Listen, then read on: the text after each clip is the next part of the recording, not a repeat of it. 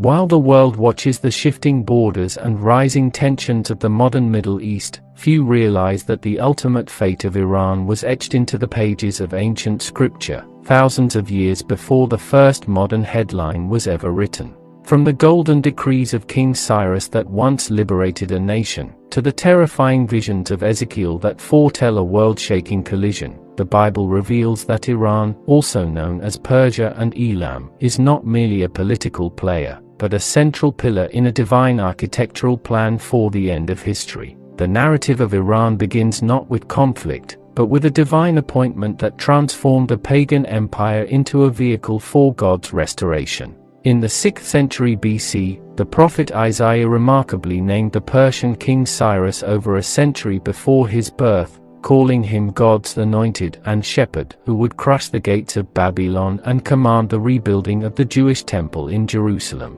This period in Persian history, chronicled in the books of Nehemiah and Ezra, depicts a nation that served as a sanctuary for God's people, where figures like Daniel rose to the highest levels of government.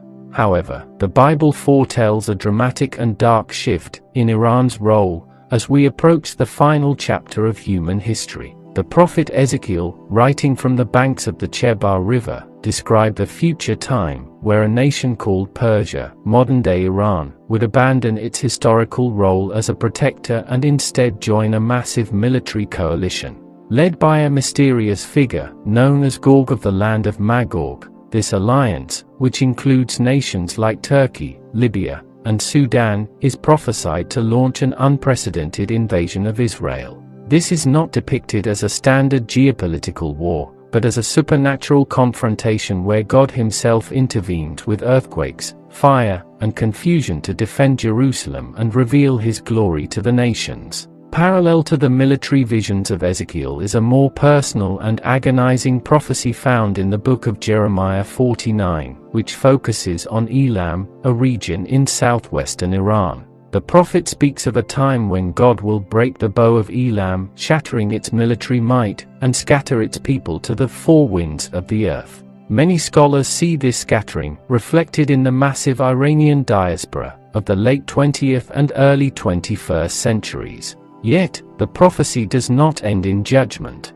The passage concludes with a staggering promise. In the latter days I will restore the fortunes of Elam. A statement many believe is currently being fulfilled through the explosive growth of the underground Christian church in Iran, which is reportedly one of the fastest growing spiritual movements in the world today. The ultimate destiny of Iran is not one of total destruction, but of a radical spiritual transformation that culminates in the return of the King of Kings. While earthly regimes may rise and fall, and modern headlines may suggest a path toward inevitable catastrophe, the Bible points to a remnant of the Persian people, who will survive the coming trials, and finally worship at the throne of God. From a nation that rebuilt the temple to one that eventually opposes God's plans, and finally to a redeemed people, restored in the latter days, this narrative serves as a sobering reminder that every nation is accountable to a higher authority, and that the Prince of Persia, mentioned in the book of Daniel, is ultimately no match